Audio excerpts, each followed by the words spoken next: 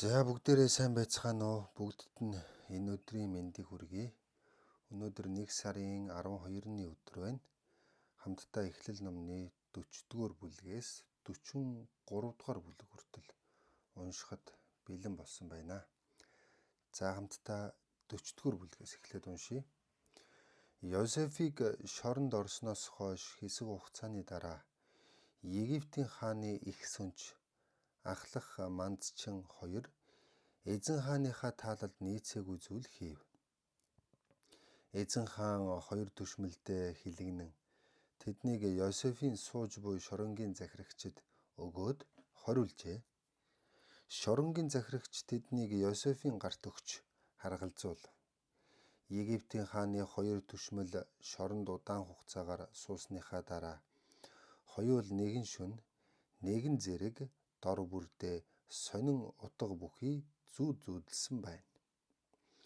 Маргааш өглөө нь Йосефийг тэдэн дээр орж ирэхэд хоёул сэтгэл түгшсэн байдалтай байжээ. Өөртөө нь хамт шоронд байгаа хоёр түшмэлээс Йосеф "За та хоёр өнөөдөр юунд царай дарангуйнаглав" гэж асуухад "Бид хоёр хачин зүүдэлсэн боловч утгыг нь хинч тайлбарлаж чадахгүй нь" гэж тэд хариулав. Йосеф тэдэнд хэлэхдээ ертөнцийн эзнээс өөр хинч зүүдний утгыг зөв тайлбарлаж чадахгүй. Та нар надад тэр зүүдээ яриач гэлээ. Эхлээд хааны их сүнж зүүдээ ярихдаа миний зүүдэнд усан үзмийн асар том мод харагдажв. Тэр мод 3 мөчөртэй байлаа. Гэнэт тэр мод маш түргэн нахиалж удаж төдөлгүй модож цэцэглэн усан үзэн боловсрч гүйцэв. Миний гарт эзэн хааны аяга байсан учраас би тэр усан үзмийг шахаж дарс болгон аяганд хийгээд шууд хааны гарт бариуллаа гэж. Йосеф түүнд хэлэхдээ зүүдний чинь утгыг би хэлье. Тэр модны 3 мөчөр болов 3 хоногийг төлөөлнө. 3 хоногийн дотор эзэн хаан таныг энэ шоронгоос гаргаж өршөн хэлтрүүлээд зогсохгүй. Хуучин албанд чинь эргүүлэн томилно. Тэгээд та урдын адилаараа түүнд дарс өгнөж өгөх болно. Харин юм бүхэн чинь бүтэмжтэй болсны дараа та намайг бүү мартаарай. Хэрвээ та надад сайн юм хийж өгье гэвэл миний тухай эзэн хаанд дурсаж энэ шоронгоос чөлөөлүүлж өгөөрэй. Үнэн дээр би гэм зэмгүй байтлаа өөрийн нутгаас хүчээр зайлуулагдан тэрч байтугай энэ харанхуй нүхэнд гэм зэмгүй байтлаа хаягдсан хүн юм гэжээ. Египтийн хааны ахлах мандчин нөгөө хоригдлын зүүд хэр зэрэг аятайхан утгатай болохыг сонсоод Йосеф тандан "Одоо миний зүүдний утгыг хэлж өгөөч. Би толгой дээрээ 3 давхар талхны сагс тавиад зогсож байлаа. Хамгийн дээд талын сагсанд эзэн хаанд зориулан барьсан төрөл бүрийн нарийн боо байсан боловч шувууд бүгдийг нь түүнд идэж байлаа" гэв. Йосеф түүнд хэлэхдээ "Таны зүүдний тайлбар ийм байжээ. Тэр 3 сагс бол 3 хоногийг төлөөсөн утга бүхий юм. 3 хоногийн дотор эзэн хаан таныг шоронгоос гарган толгойгч нь авч цаазлаад биеийг чинь модноос дүүжлэнэ.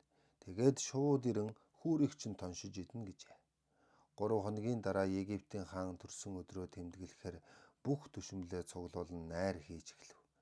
Тэр өдөртөө эзэн хаан их сүнж болон ахлах мандчнаа шоронгоос гарган олонний өмнө дуудан ирүүлээд их сүнчийг дахин ажилд нь орууллаа. Их сүнж ийхүү дахин эзэн хаандаа дарс өгнөж өгдөг болов. Гэтэл эзэн хаан ахлах мандчныхаа толгойг авахулан цаазаснаар Йосефийн хэлсэн бүхэн үнэн болжээ. Египтийн хааны их сүнж ийхүү шоронгоос гарсан боловч гарсан хойноо Йосефийг таг мартав. За үргэлжлүүлэн 41-р бүлгийг хамт уншийе. Египтийн хааны их сүнчийг шоронгоос гарснаас хойш 2 жилийн дараа эзэн хаан өөрөө хачин зүүдэлжээ. Зүүдэндээ хаан Нийл мөрний дэргэд зогсож байтал 7 бордмол тарган үхэр мөрөн голоос гарч ирээд голын эргийн зэгснээс эдэцгэж эхлэв. Тэгтэл тэдний араас тураалдаа хүрсэн 7 үхэр мөнөөхөн голоос гарч ирж Долоон тарган үхрийн зүг очоод тэднийг эдцгэлээ. Ингээд эзэн хаан сэрж. Эзэн хаан бас дахин нойрондоо дийлдэн унтаад өөр нэгэн зүү зүүдэлжээ. Тэр зүүдэнд нэгэн ишнээс салбарлан гарсан 7 сайхан бүлцгэр том түрүү ургаж байв. Гэтэл тэр ишнээс өөрөө 7 түрүү гинэт ургажээ. Энэ удаа ургасан 7 түрүү нь хорчхор бөгөөд хувхаа хоосон агаад зүүн зүгийн гангийн халуун салхинд хуурайшин хатсан мэт харагдаж байв. Гэтэл 7 хорчхор түрүү нь өнөөх 7 боловсрсон түрүүг залгиж эдцгээв. Тийнхүү эзэн хаан сэрэхтээ энэ бүхэн үнэн биш харин зүүд болохыг ойлгожээ. Маргааш өглөө эзэн хаан ихэд сэтгэл төгшин Египтийн бүх илвчид мэрэгдийг дуудан ирүүлээд зүүднийхээ тухай ярьсан боловч утгыг нь хинж тайлбарлаж чадсангүй. Гэтэл эзэн хааны их сүнж хаандаа хандан халаг гэж би нэгэн буруу хэрэг хийснээ одоо л саналаа. Хэдэн жилийн өмнө та ахлах мандчинд болон надад уурлан шоронд хориулснаа санаж байна уу? Нэгэн шөнө ахлах мандчин бит хоёр дор бүрдээ өөрөөр утгатай зүүдийг маш тодорхой зүүдэлжүүлээ. Тэр үед нэг залуухан еврей бол шоронгийн захирагчид туслан үйлчилж байсан юм. Бид түн зүүдээ ярихад тэр залуу дор бүрийнх нь утгыг тайлбарлаж өгсөн шүү. Тэгээд яг л түүний хэлсэн ёсоор болж та намайг хуучин ажилд минь эргүүлэн томилоод ахлах мандчныг харин цаазалсан билээ гэв. Эзэн хаан тэр даруй хүн явуулан Йосефийг шоронгоос яаралтай авчрахыг тушаахад түүний сахал үсийг хусаад хувцсыг нь солон хаанд бараалхуулжээ. Хаан түүнд хандан миний зөвлөсөн зүүдийг хинж тайлбарлаж чадахгүй байна. Харин чамайг зүү тайлбарлахдаа сайн гэж би дууллаа гэхэд эрхэмсэх хаан минь. Тэр бол миний чадал биш ээ. Зөвхөн ертөнцийн эзэн л танд зүү тайлбар өгч чадна гэж Йосеф хариу хэллээ. Улмаар эзэн хаан Йосефт хандаж хэлэхдээ зүүдэндээ би нэлмөрний дэргэд зогсож байлаа. Гэтэл 7 бордмол тарган өхөр мөрөн голоос гарч ирээд голын иргэн зэгснээс эдэцгэж эхлэв. Тэгтэл хойноос нь Туранхай гэгчийн 7 өхөр мөрөн голоос гарч ирлээ. Би тийм аимшигтай хэрцгэр яс арьс болсон үхрийг энэ улс хоронд л үзээгүй юм байна. Тэр Туранхай 7 өхөр голоос гарч ирсэн анхны 7 өхрийг эдэцгээсэн боловч харахад мөн л Туранхай хэвээрээ байсан юм. Ямар ч өөрчлөлт гарсангүй. Тэгээд би сэрлээ. Би дахин унтахдаа бас нэгэн зүү зүүдлэв. Энэ удаагийн зүүдэнд маань нэгэн ишнээс 7 сайхан бүлцгэр том тарайн түрүү ургаж байлаа. Гэтэл дараа нь өөр 7 түрүү тэр ишнээс ургасан. Шинээр ургасан 7 түрүү хорчхор гэдэг нь жигтэйхэн бөгөөд зүүн зүгийн гангийн халуун салхинд хатсан мэт харагдаж байв. Тэгтэл хорчхор 7 түрүү нь нөгөө бүлцгэр сайхан түрүүнүүдийг идчихлээ. Би энэ хоёр зүүдээ илвч нарт ярьсан боловч утгыг нь тайлбарлаж чадах хүн гарсангүй гэв. Йосеф эзэн хаанд хандаж энэ хоёр зүүд эв ижилхэн утгатай юм байна. ертөнцийн эзэн хийх гэж байгаа зүйлээ эрхэмсэх танд зүүдээр харуулan өгчээ. Тэрхүү 7 тарган өхөр болон 7 бүлцгэр түрүү нь яг ижил утгатай болно. Тэдгээр нь дор бүрнээ 7 жилиг төлөөлнө. Үүний нэгэн адилаараа тэрхүү 7 Туранхай өхөр болон зүүн зүгийн салхинд цохиулсан 7 хорчхор тарайн түрүү нь тус бүрдээ 7 жилиг төлөөлнө. Харин 2 дахь 7 жил нь гангачгийн жил болох юм. ертөнцийн эзэн юу хийхээр төлөвлөж байгаагаа энэ хоёр зүүдээр дамжуулан танд үнэхээр харуулж өгчээ гэдгийг би хэллээ. Та өөрийн нүдээр үзэх болно. Эхлээд Египт орон даяар 7 жилийн турш идээ будаа идэж уухаар элбэг дэлбэг ариун ургацсан жил үргэлжилнэ. Гэтэл үүний дараа гангачгийн аимшиг 7 жил үргэлжилж улмаар хураасан бүх юмаа идэж барах учраас урдын тэрхүү элбэг дэлбэг 7 жилийг хинч эргээд санахгүй болно. Тэр хэцүү цагт урд өмнгийн ариун их ургацтай жилүүдийг эргэн санах үнгүй болно. Энэ бүхэн гарцаагүй болохыг ертөнцийн эзэн нэгэнт шийдсэн учраас үүнийгээ танд эв ижилхэн утгатай хоёр зүүдээр дамжуулан хэлж байна. ертөнцийн эзэн үүнийгээ удахгүй танд харуулах болно. Харин одооноос эхлэн эзэн хаан та хашир хянуур мэрэгэн ухаантай нэгэн хүнийг сонгож аваад түүний гарт Египт орныг харж хамгаалах эрх өгөх хэрэгтэй. Үүнээс гадна хэд хэдэн зөвлөх төшмөлийг мож үрт томилох нь зүйтэй. Таны тушаал ёсороо тэдгээр төшмөдүүд ирж буй 7 жилийн турш айл өрөх бүрээс жил бүрийн ариун их ургацын 1/5-ыг хураан авах хэрэгтэй байна. Тэгээд орон даяар хот бүрд хүнс нөөцлөх агуулга бариад бүгдийг нь тэнд нөөцлөн хадгалж харуул манаа тавиулах эрхийг та тэдэнд өгнө биз. Тэгвэл өсгөлөн гачлангийн 7 жил ирэхэд Египт орны иргэд идэх хоолтой гэдэс цатгалан байх болно. Ийхүү улс орон чинь сүрхэхгүй болно гэжээ. Тэрхүү төлөвлөгөө нь Египтийн хаан болон бүх төшмөдөд таалагдсан учраас хаан тэдэнд хандан ертөнцийн эзний оюун ухаанд сүнс оршсон ийм хүнийг бид өөр хаанаас олох вүлээ гэд Йосефт хандан ертөнцийн эзэн энэ бүгдийг чамд хэлж өгсөн болохоор чамаас илүү хашир хянуур мэрэгэн ухаантай хүн байхгүй ажээ. Тийм учраас улс гүрнээ би чиний гарт өгье. Чиний тушаасан бүхнийг миний албатууд үйлчлүүлэх болно.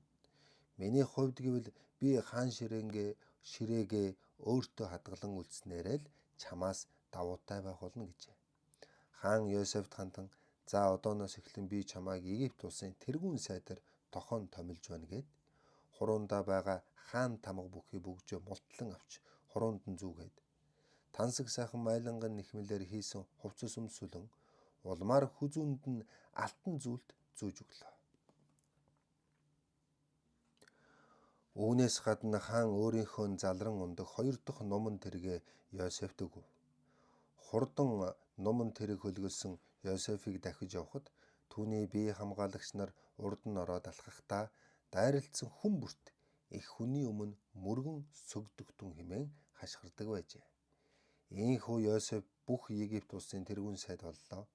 Түүгээрч барахгүй эзэн хаан Йосефт хэлэхдээ хэдийгээр би энэ улсын эзэн хаан боловч чиний амнаас зарлиг зөвшөөрөл гараагүй цагт энэ улсад хэнж хөл гараа хөдөлгөх эрх байхгүйгээд түүнд Цафнат Фаних гэдэг Египт нэр өгч улмаар Гэлиополис хотод буй Египтийн шашны санваартан Потифарагийн охин Аснахыг гэрги болгон өгөв.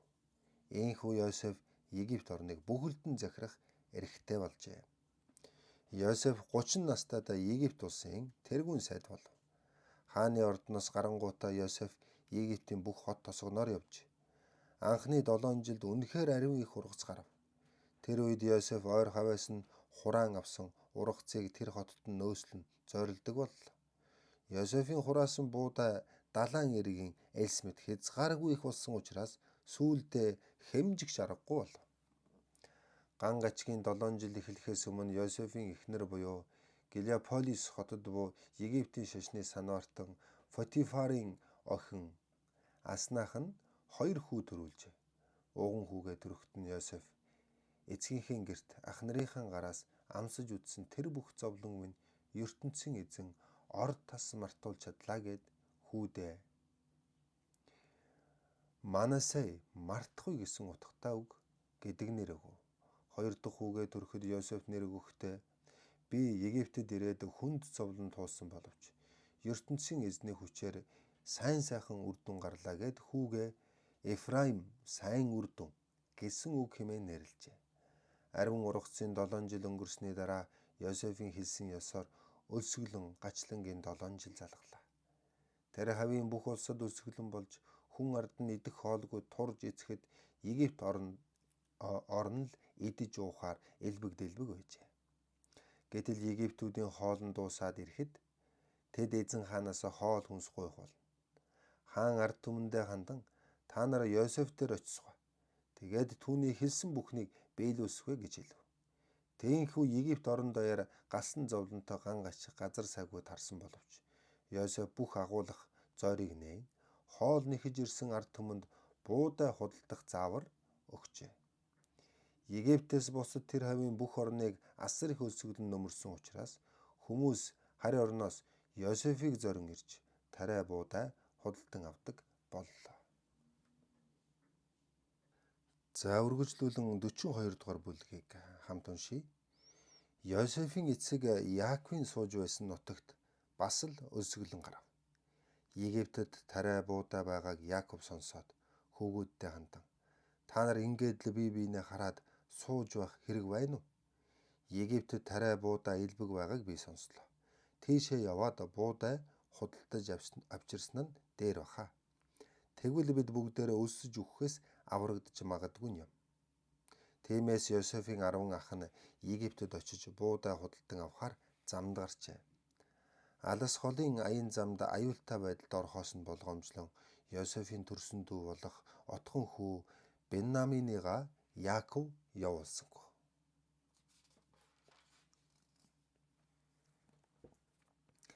Хянан оронд идэх хоол олдохгүй өсгөлөн болсон учраас Израилийн хүүгүүд ийхүү арга буюу бусдын адилаар Египт нутгийг зорин одсон болно. Тэр үед Египтийн тэргүүн сайд байсан Йосеф л бүх ард түмэнд буудай худалдах эрхтэй байлаа. Тийхүү түүний төрсөн ах нар болох 10 хүн Египтэд ирж өмнө нь бараалахад мөргөн ёслов. Йосеф ах нарыгаа харангуйтаа таньсан боловч мэдээгүй дүр үзүүлэн харин танихгүй хүнтэй ярьж байгаа мэт ширүүн догшин байдал үзүүлж. За та нар аль улсаас ирсэн бэ гэжээ. Бид тариа буудаа худалдаж авахаар Хянан орноос ирцгээлээ хэмээн тэд хариулв. Хэдийгээр Йосеф ах нараа таньсан боловч тэд нар нь түүнийг огт таниагүй ажээ. Гэнэт Йосеф тэдний тухай болон урд өмнө нь хэрхэн зүүдэлж байснаа эргэн саналаа. Тэгээд та нар туршуул баха. Энэ улсын сул тал нь юу болохыг тагнан туршихаар нааш ирцгээсэн биз гэхэд нь эрхэм дээдс минь бид юуны туршуул байх вэ? Өчүүхэн зарц бид нар чинь эндээс хоол худалдаж авахаар л ирцгээсэн билээ. Бид бүгд нэгэн эцгийн хөвгүүд юм аа. Бид үнэн ч шудраг хүмүүс болохоос биш тагнуул туршуул бишээ гэж тэд хариулав. Йосеф тэгт нь худал бүү өчгдөв. Та нар энэ орны сул талыг тагнан туршихаар ирсэн нь гарцаагүй гэхэд үгүй дээ эрхэм дээдс минь. Өчүүхэн зарц бид нар чинь Хянан оронд суудаг нэгэн хүний 12 хүү билээ. Отхон дүү маань одоо ч гэсэн эцгийнхээ хамт байгаа. Нөгөө нь аль хэдийн нас барсан гэж ах нар нь хариулав. Харин Йосеф тэдэнд хандаж дахиад л миний хэлсэн ёсоор та нар бүгд туршуул байж таарна. Эс тийм бол би та нарыг шалгана да. Та нарын ярьсан тэр отхон дүүг чинь энд ирэхээс өмнө би хэлсэн ярьсныг чинь үнэмшихгүй. Түүнийг энд ирэхээс нааш та нар Египтээс амьд сэрүүн гарахгүй гэдгийг би Египтийн эзэн хааны нэрээр тангаргалъя. Та нар нэгнийг нутагтаа илгээж отхон дүүгээ нааш нь цуг ирүүлэх хэрэгтэй. Тэр болтол бусд нь шоронд суух болно. Тэгээд хэлсэн үг чинь үнэн эсхийг би шалгана. Дүү чинь ирэхгүй бол та нарын туршуул болох үнэн гэдгийг би Египтийн эзэн хааны нэрээр тангаргалъя гэд тэднийг нэг дор 3 хоног шоронд хоржээ. 3 дахь өдөртөө Йосеф тэднийг дуудаад би ертөнцийн эзнээс эмээж явдаг хүн учраас хүний ам хөнөөхийг төвдөхгүй. Та нар амьд явах дуртай л бол хэлсэн үгийг минь дагсгүй. Хэрв та нараа хэлсэн ёсоор гимгүй шудраг хүмүүс муу юм бол нэгнийгээ манай шоронд барьцаанд үлдээгээд бусд нь эндээс буудай худалдаж аваад өлсөж үлбэрч байгаа гэрийнхэн дээрээ аваачиж өгөхдөв. Тэгээд хэлснээ батлахын тулд отхон дүүгээ нааш нь авчирцгаая. Тэгвэл би та нарын амийг өршөнө гэжээ. Йосефийн ах нар үүнийг зөвшөөрөөд дараа нь өөр хоорондоо ярилцахдаа үнэн хэрэгтээ бид нэгэн цагт дүүгийнхэн аминд хүрсэн учраас ертөнцийн эзнээс шийтгэл авах нь энэ боллоо. Дүүгээ өршөөлгөн өгөх гэж байхад нь бид үл тоож билээ. Одоо тэр зовлон бидний толгой дээр буулаа гэхэд. Хамгийн ахмад нь болох Реүбен бусдтай хандан тэр хүүд гар бүү хүр гэж би хичнээн хэлвч та нар тоогоогүй шүү. Түүний цусыг урсгасныхаа хариуд бид амиа өгөхгүй гэв. Йосеф тэдний яриаг сонсоод ойлгож байгааг ах нар нь огт мэдсэнгүй. Яагаад гэвэл Йосеф тэдэнтэй ярилцахдаа зориуд хэлмэрч хэрэгэлсэн ажээ. Тэдний үгийг сонссон Йосеф тэсгэлгүй нүүр буруулав. Тэндээс холдож ганцаархнаа гадаа гараад мэгшин уйллаа. Улмаар тэр дахин тэдэн дээр буцаж ирээд Шимүнийг сонгон авч ах нарыг нь харсаар байтал гинжлэн дөнгөлөв. Тэдний шуудаануудыг тарай будаагаар дүүргэх тушаалыг Йосеф зарснартаа өгөөд шуудаа бүрийн аманд тавьж боолгоод замын хоол хүнсээр бас тэднийг хангалаа. Зарснаар бүгдийг нь ёсоор болгов. Ийхүү тэд тарай буудаага элжигний нуруунд ачаад Хянан орноо зорин одцгоожээ. Шөнө нь тэд замдаа хоноглохдоо элжигнүүддээ тижээл өгөхөөр нэг нь шуудаага задалсанд буудаа ухаар төлсөн мөнгөө болоод бусаддаа хэлэхдээ хараач миний төлсөн мөнгийг буцаагаад өгч гэж энэ шуудаан аман дээр байна гэв. Үүнд бүгдээрээ сандарч чичрэн ертөнцийн эзэн биднийг яах гэж байна гэцгэл. Тэд Хянан оронд ирээд эцэг Яаковтаа үзэж туулсан бүхнээ ярьж тэр нутгийн эзэн ноён бидэнд хатуу ширүүн хандан туршуул байна гэж гүтгсэн. Харин бид туршуул тагнуул биш үнэн шудраг хүмүүс болохоо түүнд хэлсэн юм. Бид нэг эцгийн 12 хүүхэд өгөөд бидний нэгэн нас бараад хамгийн отхон дүү маань эцгийнхээ хамт Хянан оронд үлдсэн гэдгийг ч бид хэлсэн. Тэгэхэд тэр нутгийн ноён биднийг шалгахаар шийдээд та нар хэрэг өөрсдийнхөө үнэн шудраг болохыг батлах гээд байгаа юм бол нэг нэгээ энд үлдээгээд бусд нь өлсөж өлбөрч байгаа гэрээхэнд буудаа аваад буцсуга. Харин буцаж ирэхдээ отхон дүүгээ заавал авчрах хэрэгтэй шүү. Тэгвэл би та нарыг тагнуул туршуул биш харин үнэн шудраг хүмүүс гэж үзнэ. Тэгээд би барьцаанд үлдсэн нэгийг чинь судлаж та нар ч энэ улсад чөлөөтэй худалдаа 8 хийж болно гэсэн юм гэжээ. Ийхүү яриад тэд шуудаага суллахад буудаа авахдаа өгсөн мөнгө нь хүн бүрийн шуудаан амсар дээр бодолтой чигээрээ байхыг эцэг болон хөвгүүд бүгд хараад айн сандарч. Эцэг Яаков нь тэдэнд хандан та нараас болоод би бүх хүүхдээ алдах нэ. Йосеф нас барж одоо би Шимүнийг алдаад дараа нь Беньяминийг минь та нар надаас салгах гээв. Эцэст нь надаас илүү хохирох хүн байгаа юм уу гэж. Тэгэхэд нь ууган хүү Ревбен эцэгтэй хандан. Эцэг минь хэрв та Беньяминийг надад даатах бол би түүнийг чинь танд эсэн минь эргүүлэн авчирна. Тэгвэл та оронд нь миний 2 хүүгийн амиар хариугаа авалдаа гэв. Гэвч Яаков болгоомжлон миний хүү та нартай хамт явахгүй шүү. Рахил бит хоёроос гарсан 2 хүүгийн маань нэг нь нас барлаа. Одоо үлдсэн ганц хүүгээ би хаашин ч явуулахгүй. Хэрв ямар нэг юм болоод хүү маань амиа алдвал хөгшин болсон би сэтгэлийн зовлонгосоо болоод булшинд орох болно гэж. За үргэлжлүүлэн өнөөдрийн хамгийн сүүлчийн бүлэг болох 43 дугаар бүлгийг хамт уншийе. Хянанд гарсан ган гачиг улам хэцүү болж Яаковынхан Египтээс авсан бүх буудаага эдэж барахад эцэг нь хөвгүүдтэй хандан. За та нар дахин яваад жаахан идэх юм аваад ирцгээе гэлээ. Тэгтэл Юуда эцэгтэй хэлэхдээ дүүгээ дагуулж ирэхгүй юм бол та нар миний нүрийг дахин харна гэж бүү зүрхлээрээ хэмээн тэр хүн заналтаяа хэлж байсан шүү дээ. Хэрв та дүүг маань бидэнтэй явуулвал бид танд идэх юм аваад л ирнэ. Харин явуулахгүй юм бол бид очиод хэрэг байхгүй. Тэртээ тэргүй тэр хүн дүүгээ авчрахгүй юм бол миний өмнө дахин бүү үзэгдээрэй гэж хэлсэн шүү дээ гэв. Израиль хариуд нь хэлэхдээ та нар тэр хүн дүүгийнхээ тухай ярих ямар хэрэг байсан юм бэ? Түүнээс чинь болоод л надад л дахин зовлон ирлээ шүү дээ гэхэд тэр хүн өөрөө л бидний тухай болон бидний төрөл садангийн тухай нарийн ширээ юм асууж байсан. Тэрч байтугай эцэг чинь одоо ч амьд уу? Та нарт өөр ах дүүс бий юу хэмээн асууж байсан юм. Бид зөвхөн асуултанд нь хариулсан шүү дээ. Тэр хүн дүүгээ авчир гэж хэлнэ гэдгийг бид яаж мэдэх юм бэ гэлээ. Эцэг Израильтай хандан Юуда хэлэхдээ та энэ хүүг надад найдаад өгч явуулвал бид одоо ч явахд бэлэн байна. Тэгвэл хэн ч өлсөж өгөхгүй. Тэгвэл танаа манаа хөгшөд хүүхэдгүй бүгд л өгөх нь байна шүү дээ. Би түүний аюул осолгүй байдлыг хангая. Амь насыг энж даая. Би түүнийг таны өмнө өөрийн гараар хөтлөн буцааж авчирна. Эс тэгвэл би насан туршдаа таны өмнө буруутан болъё. Харин бид ийм удаан дэмий суух ямар хэрэг вэ? Өдөөд 2 ч удаа яваад ирэх цагаа алдлаа шүү дээ гэлээ.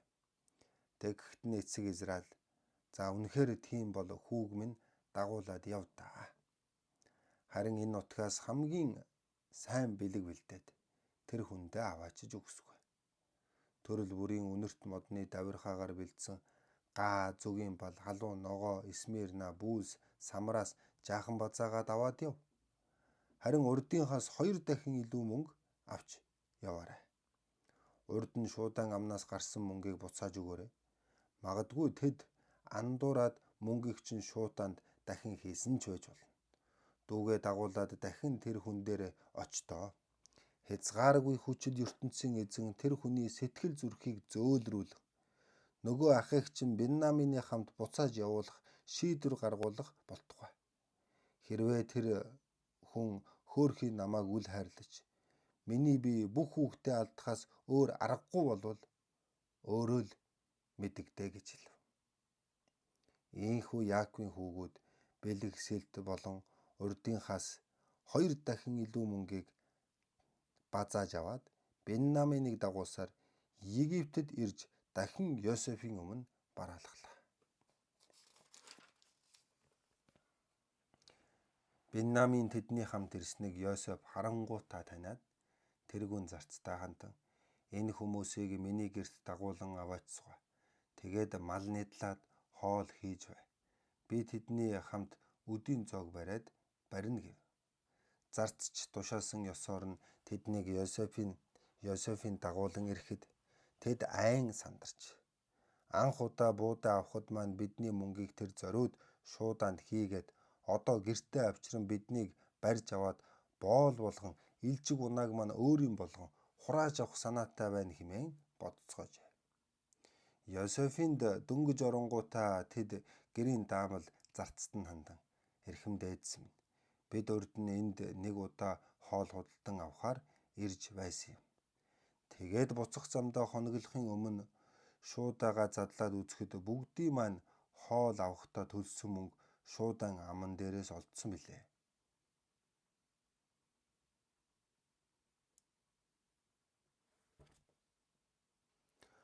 Одоо тэр мөнгийг бид тэр чигээр нь буцаан авчирлаа. Үүнээс өөр хоол авах мөнгө бидэнд биелдэ. Харин тэр мөнгийг шууданд хэн буцааж хийснийг нь бид мэдэхгүй юм гэв. Йосефийн тэргүүн зарц тэдэнд хариулахдаа зүгээр та бүхэн айж сандрах хэрэггүй. Та нарын болон эцгийн чинь өргөмжлөн хүндэлдэг ертөнцийн эзэн тэр мөнгийг ямар нэгэн аргаар шууданд чинь хийсэн ч юм билүү би яаж мэдэх вэ? Би л хувьд та бүхний төлсөн мөнгийг тоо ёсоор нь хүлээн авсан гэд удалгүй Симоныг дуудан ирүүлжээ. Йосефийн зарц тэднийг эзнийхээ гэрт оруулан хөл угаах ус авчрахад нь тэд хөлөө угаан амарцгааж зарц нь тэдний элжигнүүдэд хижээлэг. Йосеф үдийн үед ирж хамтдаа хоол идэнэ гэдгийг тэд мэдсэн учраас ирэхээс нь өмнө бэлэг сэлтээ гарган бэлтгэжээ. Йосефийг ирэхэд нь тэд авчирсан бэлгээ гэрт нь оруулаад гардуулан өгөхдөө өмнө нь өвдөг сүгдэн мөргөцгөлөө. Йосеф тэдний амар мэндийг асуусныхаа дараа та нарын ярьж байсан хөгшин эцэг чинь сайн уу?